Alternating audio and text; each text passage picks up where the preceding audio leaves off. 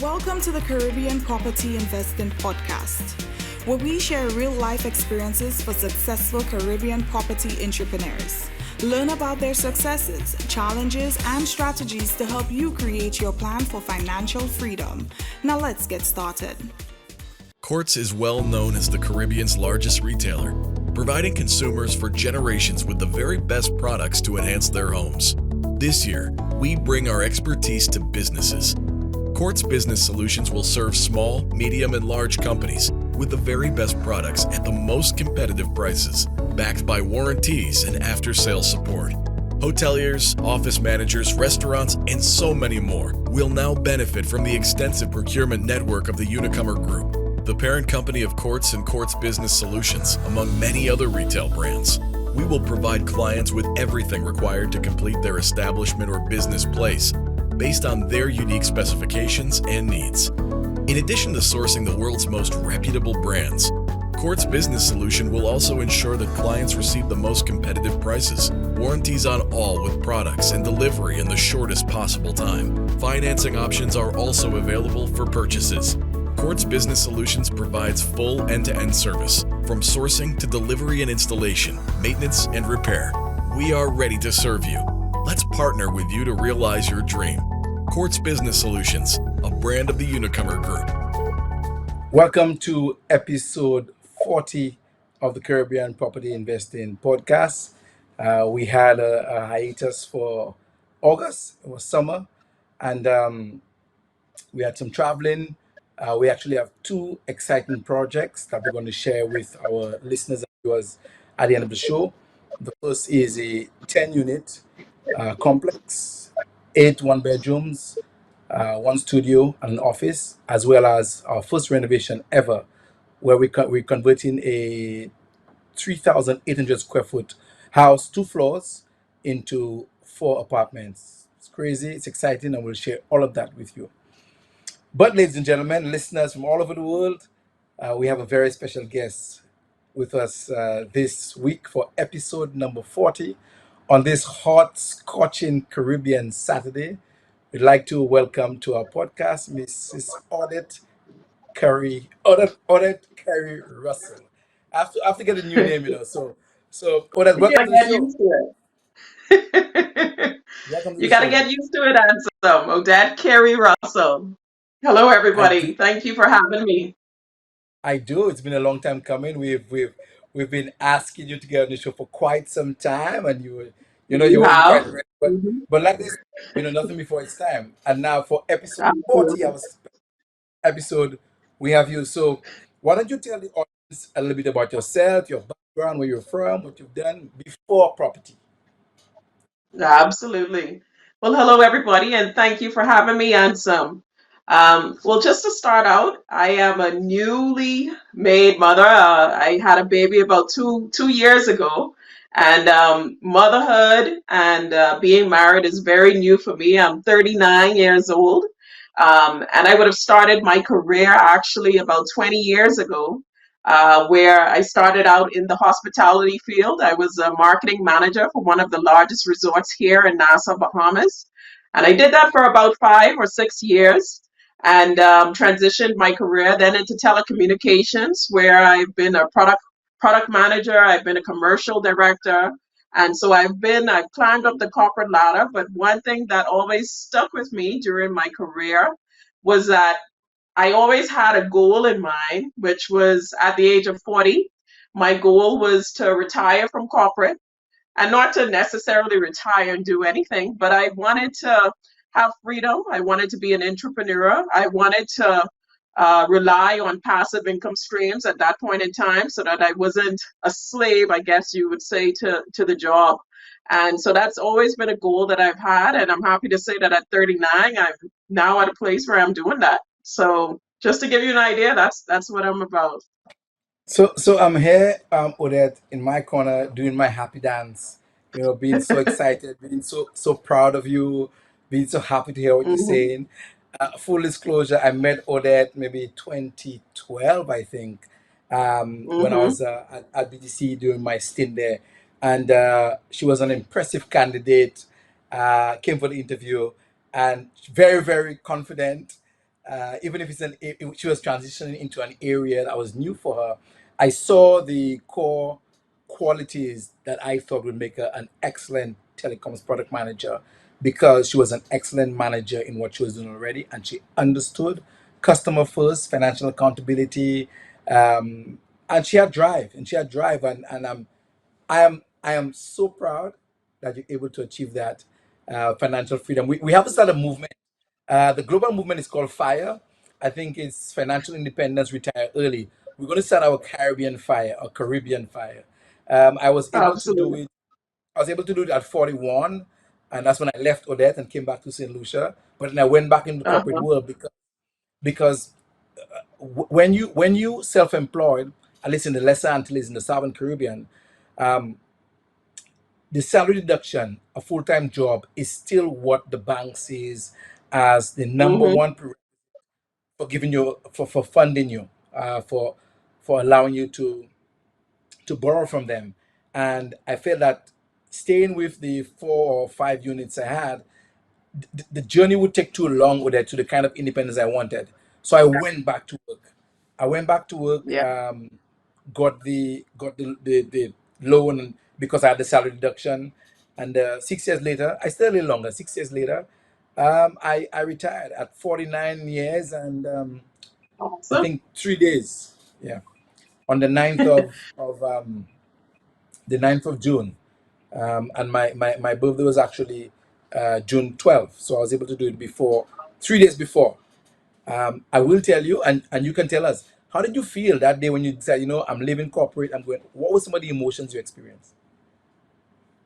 Well, I think, there's always a degree of uncertainty you're going to have. I mean, when you leave corporate, there's a couple things you leave behind, little cushions, like one of those things being insurance, especially if you have a family, insurance is important. You're also thinking perhaps, what are the next steps and how do you get back on your feet? How do you reinvent yourself, I think you mentioned, obviously, in my career journey, I've sort of had to reposition or reshape my career almost several times, and so this wasn't as daunting to perhaps to me as it would be to other folks. Real estate is something I was always passionate about. And so, to be honest, getting back on my feet wasn't too hard for me on some. I just needed a little bit of time to sort of figure it out and reposition. And now I'm back at it. Yeah, for sure. You said something about health insurance. I've always been curious when the Americans talk about benefits. It's almost as if they talk about benefits and the protection that the quote unquote benefits provide is like the most important part of having a job. And I never felt that way. I will tell you now, I don't feel that way fully, but I'm a little, I understand a little better. So, for example, my company insurance plan was myself, my 16-year-old son, and my 19-year-old daughter. When I left the company 3 months ago, 4 months ago, 3 months ago, yeah, I was told that my daughter needs to get her own insurance because she's 19.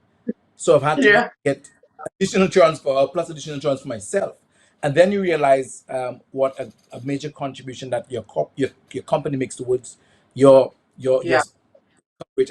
And really, I've told people before on the podcast, you need insurance primarily for medical insurance. If you get yeah. sick, the illness doesn't bankrupt you.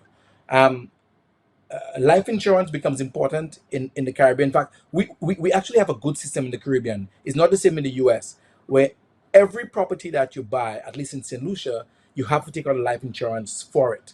So if you, in the event that you pass away, God forbid, the bank's money is recovered and the property is paid for. That's not the same in the So US. that's, Now, yeah, that's the same philosophy here, especially if you're getting a mortgage through the bank. They actually require it. And so getting life insurance wasn't an issue because it's something I naturally just acquired just simply because I was making transactions. But medical insurance, like you say, you just sort of sometimes you just take it for granted how much the company is really helping you there just to make sure that you don't go bankrupt when you really need it the most. and the truth of the matter is, companies actually pay less because they have so many employees subscribing to the plan. They can negotiate better Yeah. rates. So the price the Hmm. company is paying for you, not the same price on the open market for yourself. But Absolutely. Now, talking about property, I met Odette, and we worked closely together, and I was privileged for her to share some, of her plans with me. I've been talking about property and advocating for property investing for a long time to anybody who would sit down and listen to me long enough. And Odette was one of those who listened. So, Odette, tell us about your first property project. I'm excited. Okay. Well, I would say, and some to be honest, my journey in finding my property would have started perhaps when I was at the age of 22. As soon as I got a steady income, a steady job, I was on the hunt for some type of property. Now, to be honest, one of the first things that I did in that journey was I decided to go to my banks and find out how much I would qualify for. And this is important because, you could start looking, you might think that you might be able to qualify for X amount, but the reality is, when you look at your debt and your debt service ratio, sometimes your qualifying amount is perhaps lower than you thought. And in this case, it was a lot lower than I thought. But with that said, one of the things that I had to put in perspective at that point in time, because I wasn't making a large salary, was that, initially I was thinking I would be able to buy something turnkey, and I had to sort of just fine tune a bit of the goal a bit. And what my objective was at that time was just buying a piece of property.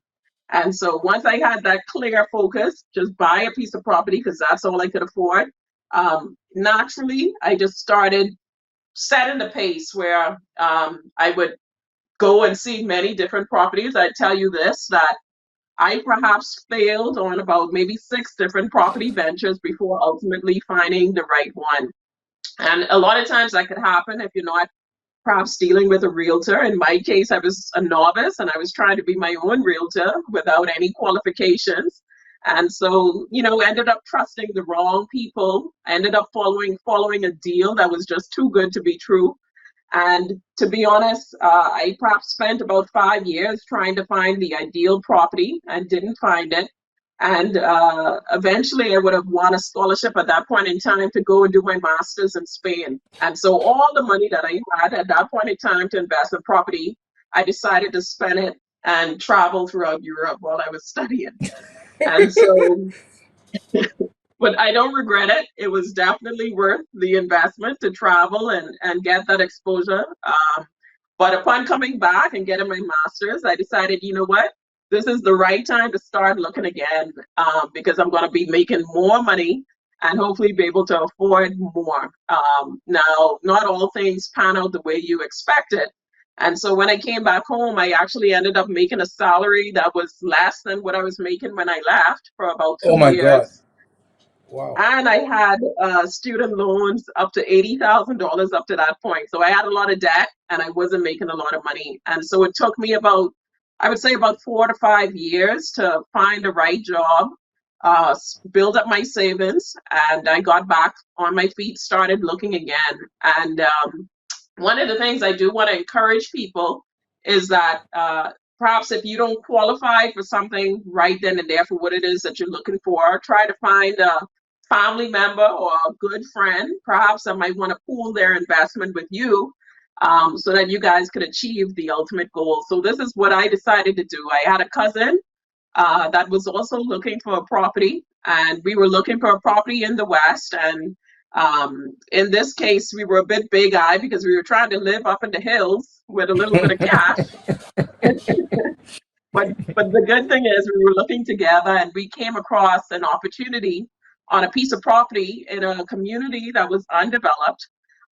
But in this case, we would have been the first perhaps homeowners in this development, and the property developer decided to break up a property and share the costs, and we would share the costs with me and my cousin. And so in this case, it made the property affordable for us.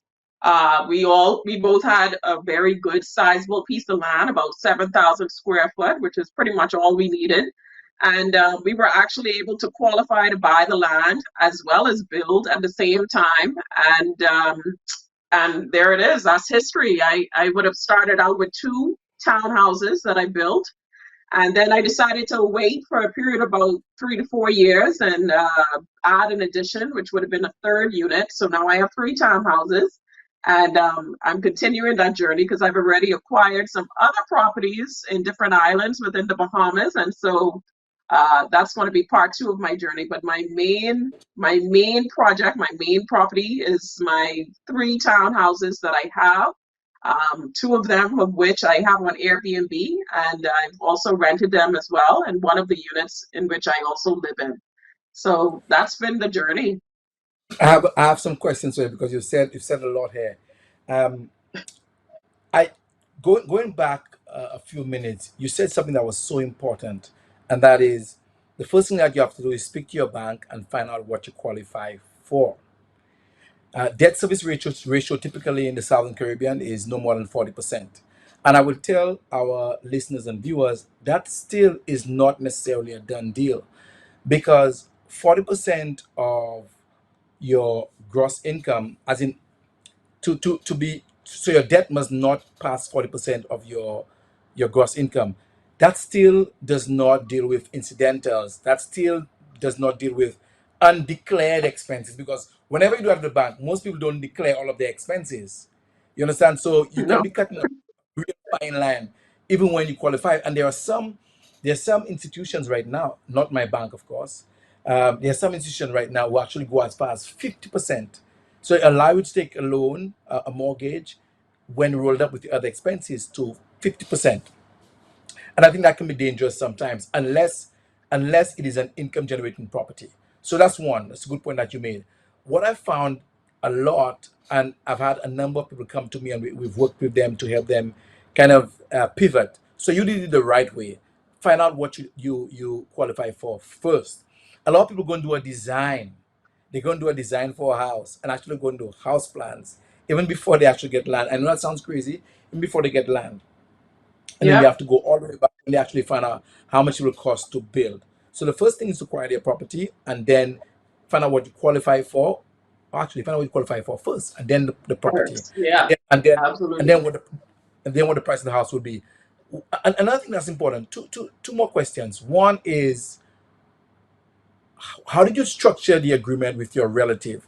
What I advise our listeners is that they form a company, and then the company can have shares, and then you can separate if you want.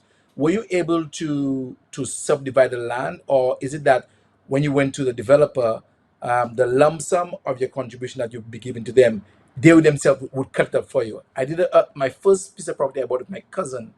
We were paying one piece of land. It was 30,700 square feet, and 10 years later, 15 years later, when he was ready to build, we had to cut it up. And I was forced to actually pay all of my share, or the bank would not grant him his mortgage. So I Mhm. wanted to understand what was the structure you guys use? So it was actually pretty easy in our sense because what ended up happening was we had a developer who also had a partnership with a contractor who was also a surveyor. And so essentially, because he had identified us as two qualified individuals who wanted to pursue the land, what they ended up doing was he had the surveyor go to town planning, get the land cut up for us. And so there we, in that case, we had two separate individual plots that we could then go after. And then at the end of the day, the developer, once we went through the sales agreement, we both had our own individual purchase of our own piece of land. But prior to that, it would have been the surveyor working with us to break up the land, get a clear title and separation of those properties. Um, so in our case, it was easy, and you have to explore all the different avenues because it's not going to be as easy or straightforward as it was in my case. In some cases you're going to have to go through legal process, perhaps to establish a company together, a partnership. But whatever it is, I just encourage everybody to explore all the options because property ownership is hard, and if you can't do it by yourself, there's always the avenue and the opportunity to do it with somebody else and pool your resources. You're always stronger and better with more than one.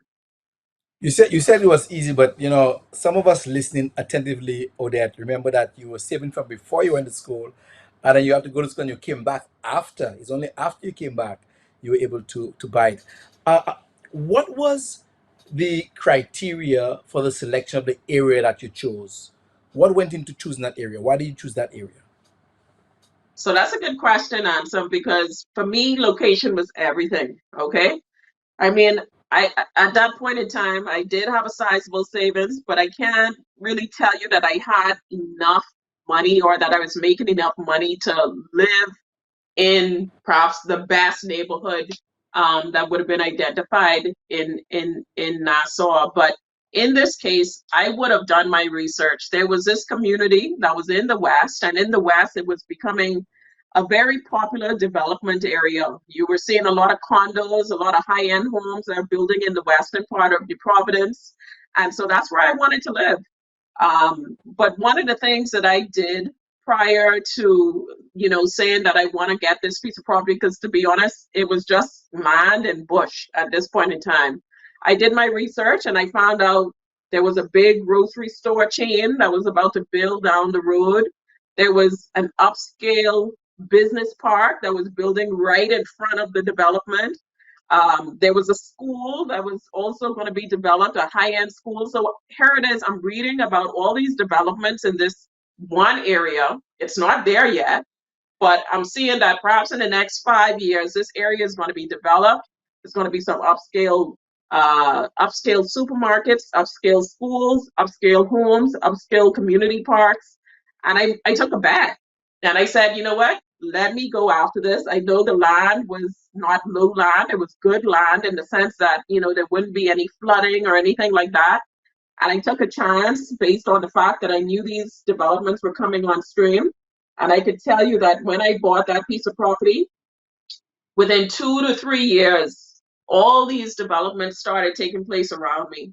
And my land appreciated at least about 200% just within the course of about 2 to 3 years.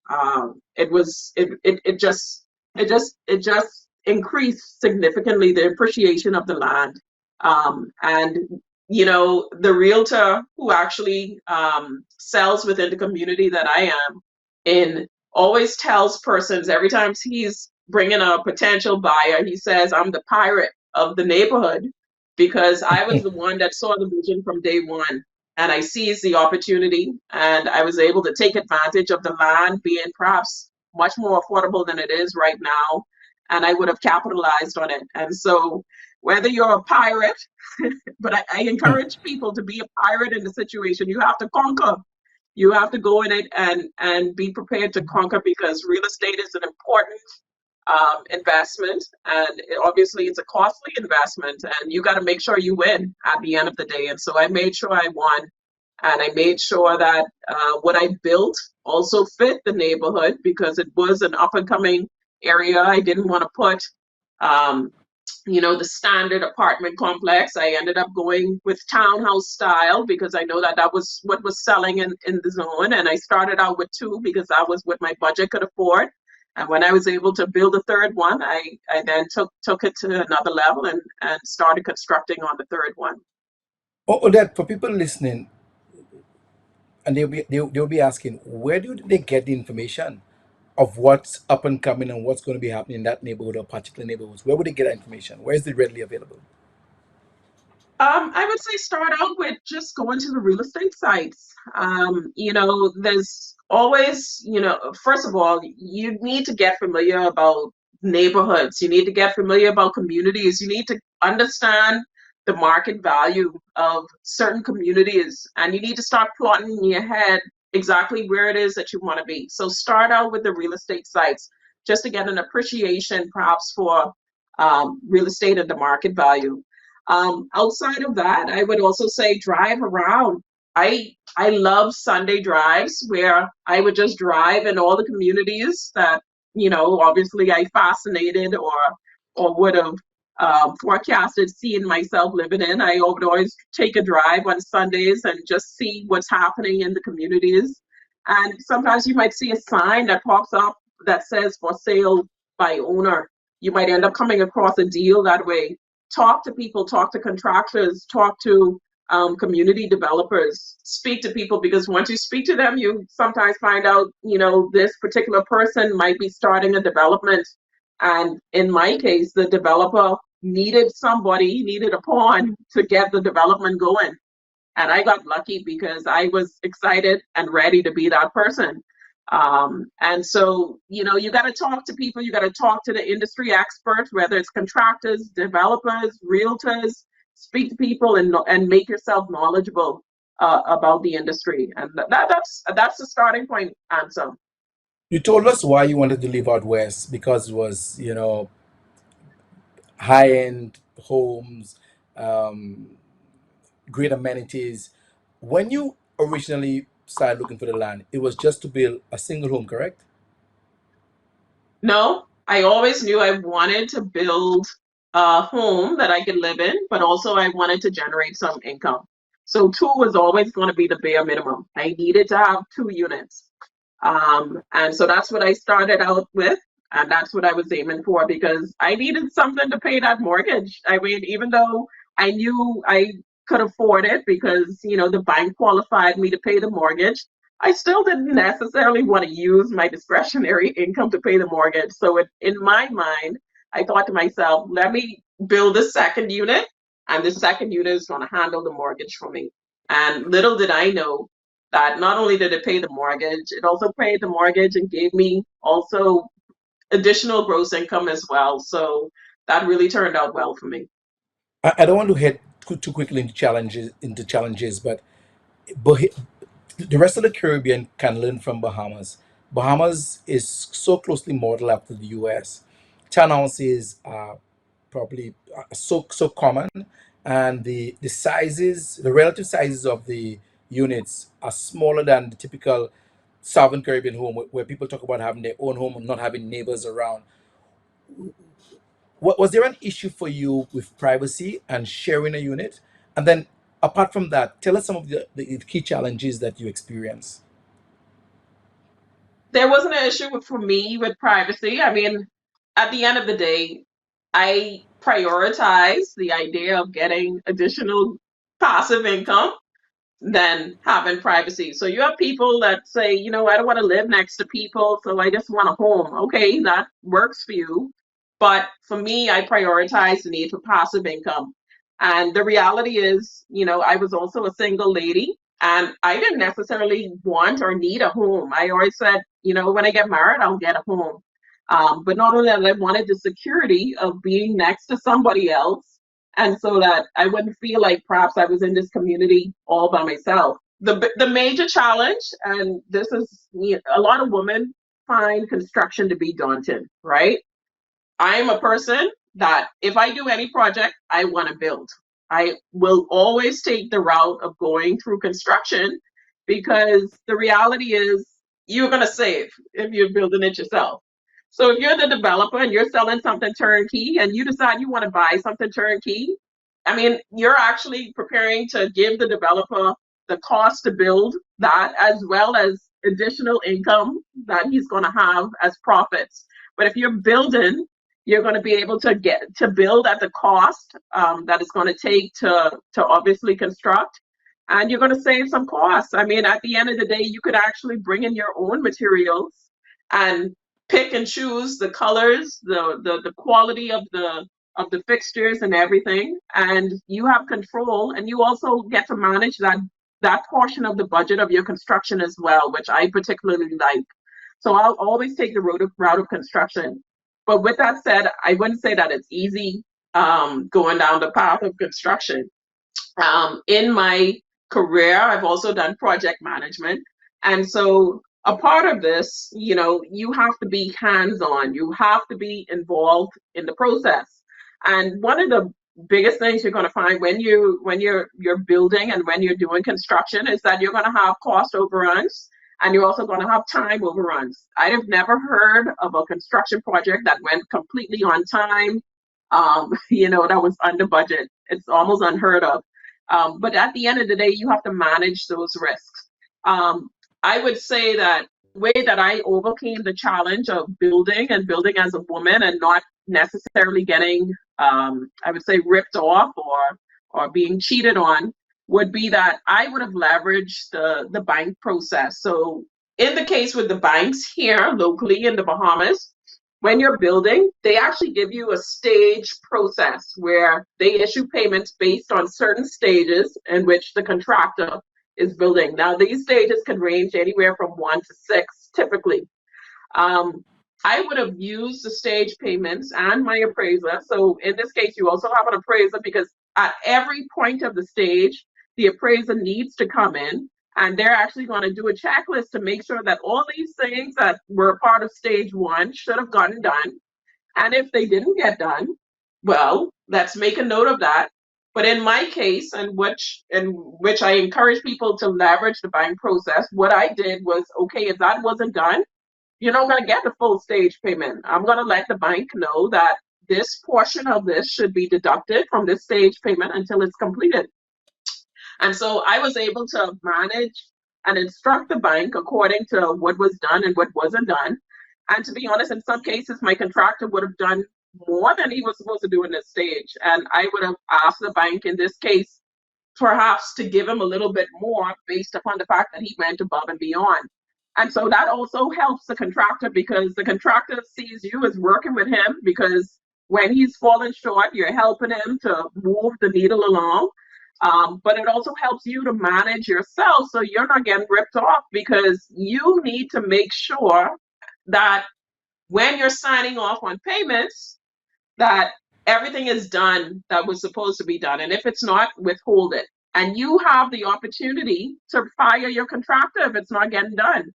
So, I mean, luckily for me, I didn't have to fire my contractor, but if the contractor was not doing what he was supposed to have done, you can fire them and withhold payments through the bank with the appraiser's help to assess what has been done because you don't want to cheat the contractor at the end of the day either.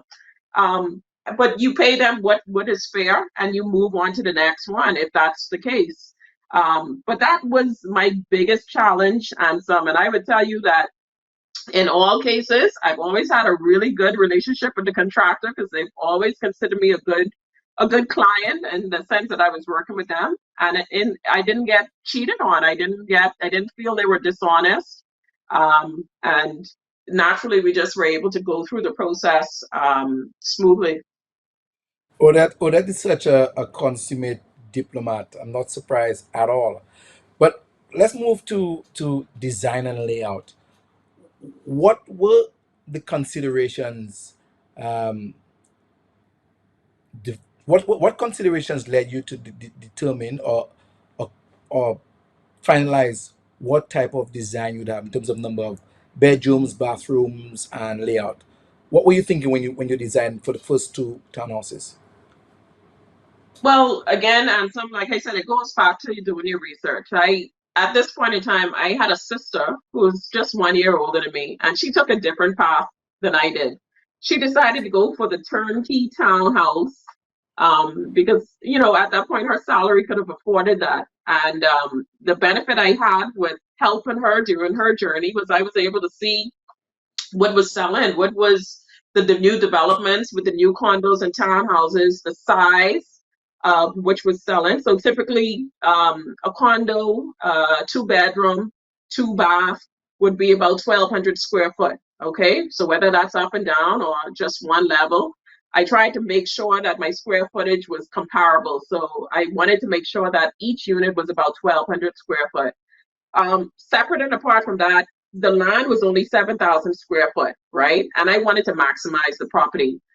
Property is so expensive. When it's expensive as it is, you got to maximize it. And so I knew I had to go up, okay? And so I decided to do townhouses because that was the only way I was going to get the additional square footage that I needed. And so ultimately, I went to an architect, and to be honest, I was limited in funds, even in finding an architect, and I ended up going to perhaps you would call them a draftsman that works with the government, but at the end of the day, they still have the qualifications to do it.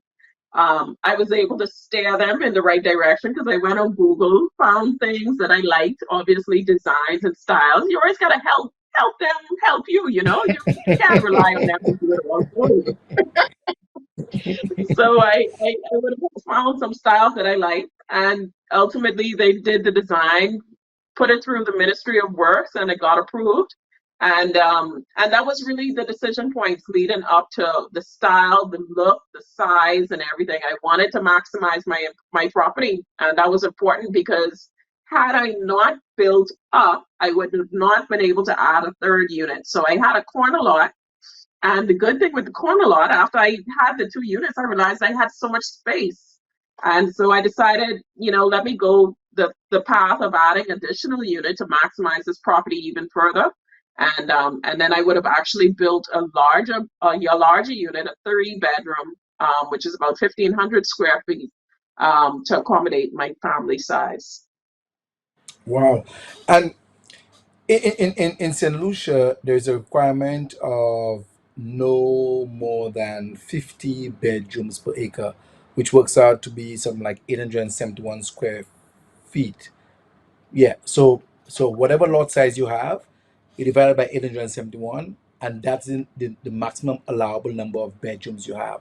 So to do a four unit building, you probably need at least 7,000 square feet. In St. Lucia, there is a requirement for density on a lot.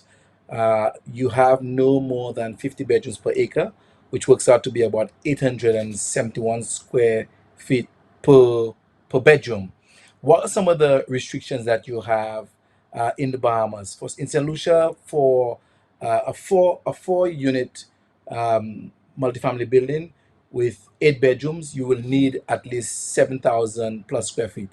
What were some of the restrictions that you have, and how many more units you could have put on your lot? So when I started out, initially the lot was only zoned for a duplex. So the reason being was because the lot size was actually under 7,000 square foot. However, because I had a corner lot, um, one of the things that I would have done was I actually got a surveyor to come and size the lot again because, to be honest, the lot seemed a little bigger than I thought 6,000 something square foot was actually. So we got it sized again, and it turned out I ended up having about 7,100 square foot, and it was a corner lot.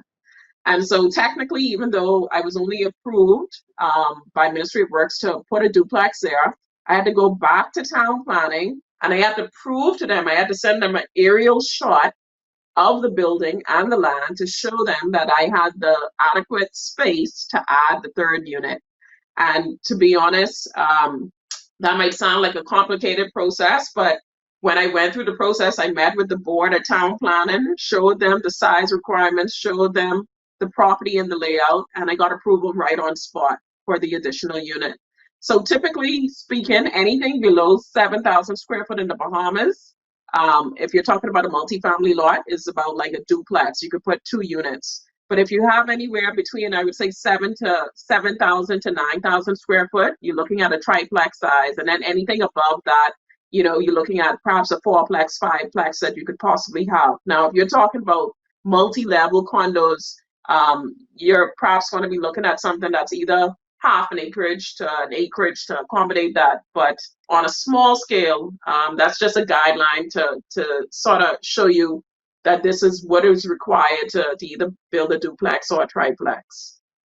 All those plexes, get me excited, and it sounds like a lot, but I realize that you're so deep into it. And once you start the ball rolling, it becomes easier. As I said, every journey starts with one step, and once you start walking, you can Yeah. start running. Let's pivot a bit and tell us about your experience as a host, and as a landlord. What did you decide to do with the first unit and the second unit, short term versus long term? How has that experience been? So I actually started out by renting. I started renting initially, and what's interesting is I got an appraisal done after I built, and the appraiser told me that I could only get X amount for my units. However, as a proud builder, you sometimes you feel like you could get a little bit more.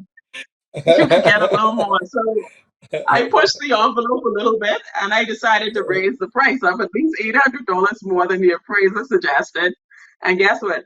I had it rented right on the spot the That's week after. correct. So I actually rented out my properties for about I would say maybe 4 to 5 years, and I had really good tenants. I had expats that stayed there, and if I tell you the rent price went perhaps from 2,500. That's where I started out.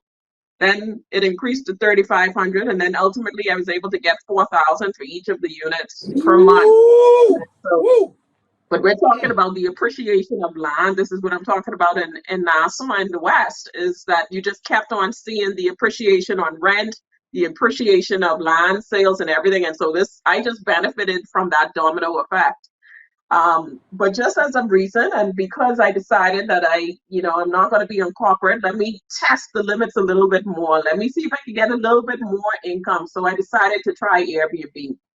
And I said to myself, you know what, if I could at least increase the income, at least perhaps by 50%, it would be worth it. And so I'm actually 8 months into testing out the Airbnb market. So I have 2 units that are Airbnb currently. I'm a 5-star host, of course. I'm a super host. And typically Welcome, that just welcome, means that that just welcome. means you're very responsive. But at the end of the day, the units I think are also very nice and comfortable. And so that's been the feedback I've been getting, is that they're very cozy, very comfortable, etc. The good thing is my property is very close to the beach. It's close to the airport. It's close to the supermarkets. It's close to restaurants. It's close to everything. And so I'm also benefiting from the fact that the community is nicely developed at this point. And so people want to be naturally within this zone. But now I'm doing Airbnb, and I have the rate set at about $250 a night. Now, of course, you have seasons, and we're actually going into a slow period in the Bahamas in the fall. And so now the rate is about 190. And my occupancy level is about 80%. Now, my goal is that I need to get my occupancy at least up to 90% up into Christmas. And I want to capitalize, obviously, on the up season coming into the winter as well. But I can tell you the journey has been interesting. And Ansem, I want to be, let's say, January 2024, I want us to have a talk about this because I want us to discuss Airbnb versus rentals. So, Ansem, I actually have a challenge for you because in January, this would give me a full year scope of testing the Airbnb market. And the reality is, I'm not 100% convinced that Airbnb is more beneficial than the rental.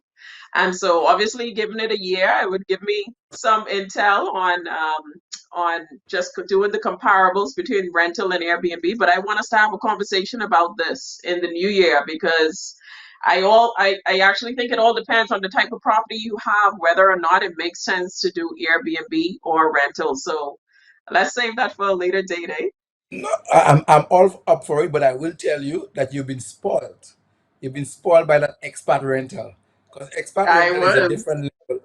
Expat 50% plus your average market, if I not was. 100%, or even 200% I now. was. And if Mm-hmm. you're in that nice little niche in your high end little niche over there, I don't know if you can compare to Airbnb. So Airbnb generally is double your average rental. What I Yeah. do is I do a balance. I do some of my units long term, some of my units short term. And I do Okay. not do the smart pricing on Airbnb, which I'm starting to think of maybe that I should. I had a minimum stay of 5 days. Now I have it at 3 days just to move the flow. But I want to Okay. kind of start wrapping up. Um, Somebody listening to you now will say, Odette, why are you doing this? Where you get this drive from? Why can't you just be like everybody else and just go to work, take your mortgage, get married, and just live your life, pay your mortgage until you die? Why do you want something different? Why did you want something different? Why? I think a couple of things, Ansem.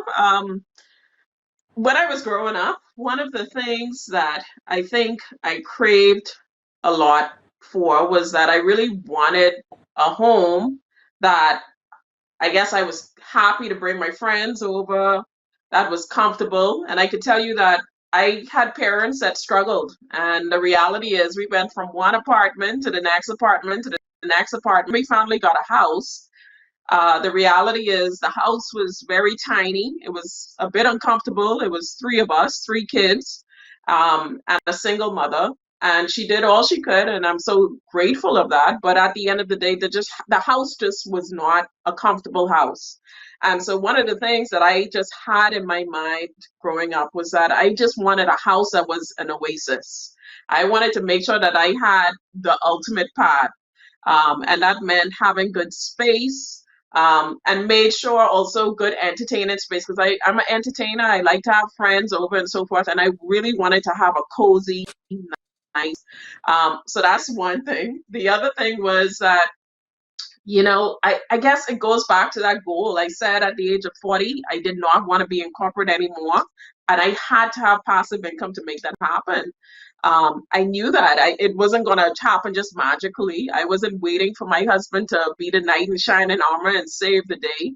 I knew I had to sort of take it into my own hands. And so building that passive income stream was important. And it's still important now, because now I'm an entrepreneur, and now it's just me. I don't have the corporate to fall on. I need to make sure that I'm building a steady income, so that I could actually build more units that I'm trying to do, so that I could afford the lifestyle that I want to live. And so ultimately, I think it all goes down to goals, and some, I think me and you have the same philosophy. Corporate is good. And it's a lot of times it's the people that go really hard at corporate. That's you and me. We go really hard, but there has to be an end. There has to be a stop point at that. And so the stop point, you got to build that foundation through passive income. Having gone through all of this, Odette, understanding your journey and your why, everyone's why is different. You were driven from your personal experience at home growing up. For me, it was a corporate environment where I felt that it wasn't a meritocracy, and that the best people did not always rise to the top. And you can stay in a job and you'll die first before you get that job that you want. And Mhm. because in some organizations there is the constant change at the top, you never get any traction. Nobody's ever there long enough to see your worth and then reward you. Right. So I recognize that I had to do something for myself, or else you just be in this stressful job forever. So that's my why. I want to know your why. Someone listening to this, in Antigua, Anguilla, Bermuda, Barbuda, BVI, what advice do you have for them, in how to start and how to approach this if they are interested, if they have as strong a why as our whys? What advice do you have for them to start? So, some of the advice I would give to anybody in the Caribbean, whatever island, understand the market. Okay, that's my first advice. Understand the market. Understand the areas that are up and coming. Understand the areas perhaps that might be depreciating. And then start building up your strategy in terms of your ideal area, in terms of where it is you'd like to go. Then my suggestion, and I mentioned it earlier, is get pre-qualified. Speak to your mortgage officer. Don't just speak to one, speak to two, speak to three. The reason being is because a lot of times when you're dealing with one mortgage officer, sometimes they might say, yes, you qualify for X, Y, and Z, and then they change the whole plan perhaps down the line, and then you've wasted a lot of time and you're limited in options. So if you're speaking to more than one bank and you're building that relationship, ultimately it helps to solidify the path towards home ownership.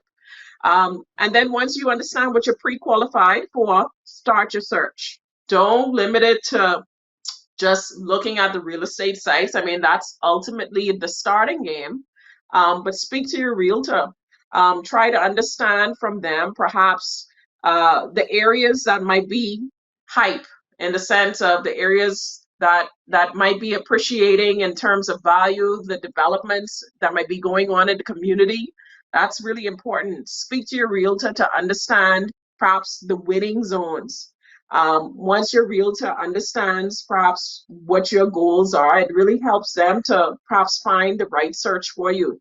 But don't limit it to just them. Also do your research, and also drive the neighborhoods. Try to find perhaps your own deal, I would say, at the same time. You want to speak to your realtor. I mean, your realtor is an important part of this process as well, because your realtor is going to guide you on perhaps the best deals within the community, what's selling, what's appreciating, what's not appreciating.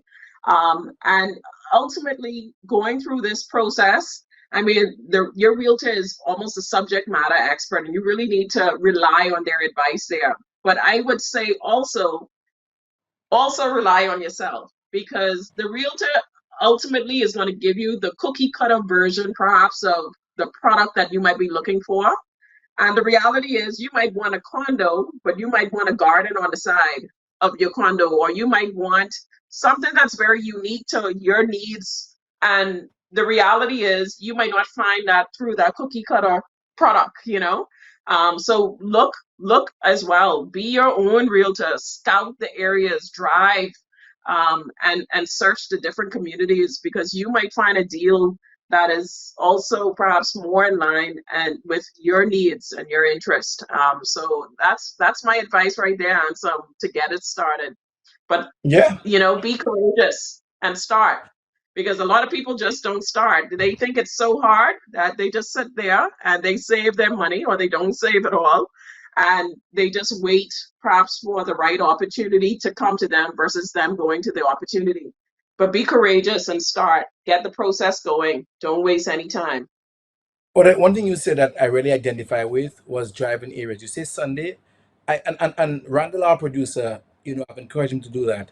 I used to drive on Saturday mornings. Every Saturday, I enjoy it. I love it. I look for old signs. I go in bush. Mhm. You may have seen some signs with overgrown vines. You pull out the vines and you call the number. And I've gotten property Yeah. that way. And no matter what people tell you about, it's sold already. Still call the number. And if you don't have a Yeah. car, go on the website, check the real estate sites. If Yeah. you do have internet, take a bus, go in the area and walk around the area that you want to live in. Walk around.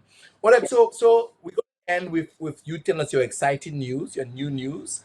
But I have a bonus question for you, and this is it. My bonus question is: everyone has heard about the Burr, I think Michael Green Burr method, which is buy, renovate, refinance. You put out the money and you repeat, and that has made him very wealthy. He has thousands of properties and he's doing that. And a lot of Americans who follow that method, they also been successful. I didn't think it was the best method for me because I don't think we have enough stock that you can just buy and do this thing 10, they say 10, 20, 30 units a year. So my proprietary method is BSHR, build, sell, hold, and rent. And the reason why I sell is that I build multifamily, a multi-unit. I sell some, let's say I do four, I sell two to pay up the mortgage, and I keep the other two. Okay, for my active, my passive income, but with no mortgage, and I can repeat the process again. What do you say about that strategy? Because you hold in yours, you build and you hold in yours.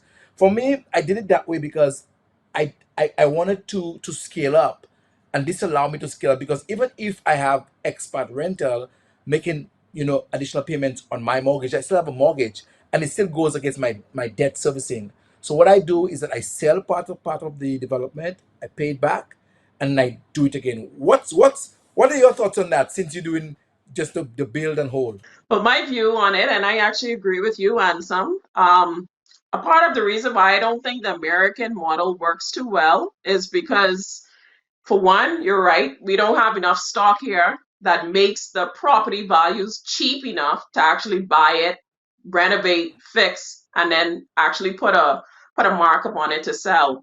I don't see a lot of properties that you can get, say for example, a steal of a deal, even if it's, say for example, a rundown home. At the end of the day, they still want a good value on the sale with regards to that home. So it's very hard to find the ideal properties here where you could actually do that. My philosophy as well is build. And in my case, to be honest, when you build, the risk with building is that you get attached to your development because you put all your heart and all your energy into it. And a lot of times it's hard to sell it. And that happened to me.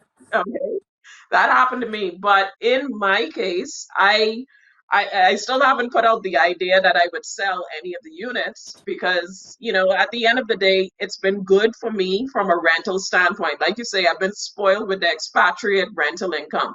And so I've been able to actually bring my mortgage down significantly. So my mortgage isn't really a big burden factor for me in this whole process. Um, So I encourage you perhaps to look at the situation. If you're trying to do things rapidly and build developments quickly and just, you want to have that liquidity to move on from one project to the next, definitely that's the model to go. You want to sell some units so that you could clear off your debt and move on to the next project. Now, for me, I'm ready for the next project.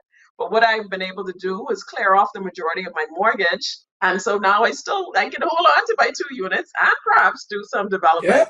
But so it's really it's to be honest, whether you rent or you sell, at the end of the day, it's still a good bargain. But the American model to me doesn't really work here. And perhaps it's going to take a while for it to work here. We don't see the housing market crash like you would see in the United States. In fact, in the Bahamas, it's only been going up, up, up, and it's a very steady market. So if you see it like that, that's not going to work. Build is the way to go, in my opinion. But Bahamas, again, have the luxury and privilege of being so close to the US. When I was in Nassau between 2011 and 2015, I remember our tourism figures, all in totality, was about 700,000, give or take. And in Bahamas, the cruise tourism alone was more than 4 million. That was when you were taking, I think, 4 or 5 ships in the harbor in Nassau. And I think now with the new port development, I think you can do 12 ships. So it's safe to say Yeah, that as a tourism destination, people are going to come to the Bahamas in droves and see more property, see more of what they can invest in. And I think you'll always have a hotter and ready market for sale. So you made one yeah. pivot some years ago when I met you from hospitality to telecoms, uh, telecoms, and then TV, and you made a significant pivot full time into real estate. Why don't you tell us about that journey? What's the exciting news there? So I decided 6 months ago that I'm gonna go full time into real estate. The reality is, you know, I might have wanted to do real estate before, but the objective of doing real estate as a part-time gig, often a lot of times that just doesn't work. You need to be fully committed to make it work. With all this passion and drive, as well as knowledge that I have within me when it comes to real estate, I always knew I'd be good at this. I did the exam, I passed it on the first go. And the reality is, I'm excited to be in this space because this is what I've been living and breathing for quite a while. This is what keeps me up late at night. I wake up 3 o'clock in the morning because I can't sleep. And the first thing I'm doing is just looking on a real estate site just to see what's available. And so if I could translate that to, earning and making an income, why not? Why not help somebody in the process? And so I'm excited to say that I'm a real estate advisor with Better Homes and Gardens, MCR Bahamas. I just started that. And I'm already several transactions. And so even though I'm new to this, the excitement is there. And definitely the brokerage is excited to have me because I'm already making some grounds. And of course, now I'm coming out full steam. And I'm looking to sort of break some records in the process. So look out for me. Congratulations. I hope we could collaborate. And I was there. Our listeners, I was there with her. I was at the old bushy lot with her when I was in Nassau and she was telling me, should I buy this? And we were talking about options. Of course, I encourage her. But I should have bought a lot for myself at the time. And I didn't. You should have. Because I was busy. I was in Nassau. It's tax free. I was busy building up my reserve Yeah, to do my first development, my 4 units, which I finished 1 year after I came back. So the point of that experience is that it shows us that opportunities are always in front of us, even when we're not yeah, even looking, we're not even aware of it. yeah, So the more you read, the more you watch, the more podcasts you listen to, the more you listen to this podcast, watch the back episodes and share it, the more you're going to become maybe a little more sensitive about the opportunities and you can identify them. Odette, I mean, I'm very, very proud of you. I'm very, very, very proud of you. thank you. I'm happy because I know the work that you put in.